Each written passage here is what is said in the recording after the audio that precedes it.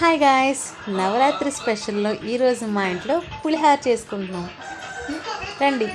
మరి మీరేం చేస్తున్నారండి ఈరోజు నవరాత్రి స్పెషల్ ప్రసాదాలు? మేమైతే పులిహోర, అందులోనూ నిమ్మకాయ పులిహోర అండి, నా ఫేవరెట్ డిష్. చాలామంది ప్రసాదాలు అంటే చింతపండు పులిహోర చేస్తుంటారు. నాకు ఆ చింతపండు పులిహోర ఎలాగో కూడా తెలియదు ఇప్పటికీ. అందుకే అంటారు పెళ్ళికి ముందు వంటలు నేర్చుకోండి అమ్మా అని. మనం నేర్చుకుంటాం, మనం వింటామా? మన దారి మందే కదా. అందుకే నాకు వచ్చిన నిమ్మకాయ పులిహోర చేసేసానండి. అందరికీ తెలిసిందే కదా, అందుకే ఎక్స్ప్లెయిన్ చేయట్లేదు మొత్తం ప్రాసెస్ని. మా ఇంట్లో మా అమ్మోళ్ళు చేలో తెచ్చిన నిమ్మకాయలు తీసుకొని ప్రసాదం అని గుర్తులాగా మనకు గుర్తొచ్చేది ఫస్ట్ తేలికైన ప్రసాదం అని ఈ పులిహోర. పచ్చిమిర్చి ఎక్కువ వేసేసుకొని వేరుశనగ గుళ్ళు వేసుకుంటే వేరుశనగ గుళ్ళతో పులిహోర తింటుంటే సూపర్ ఉంటుందండి. నాకు చాలా ఇష్టం.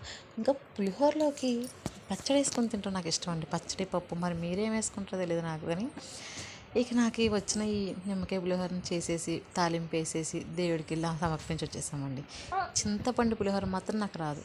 మీలో నాలా రానోళ్ళు ఎవరైనా ఉంటే కామెంట్ చేయండి. మీరు ఈరోజు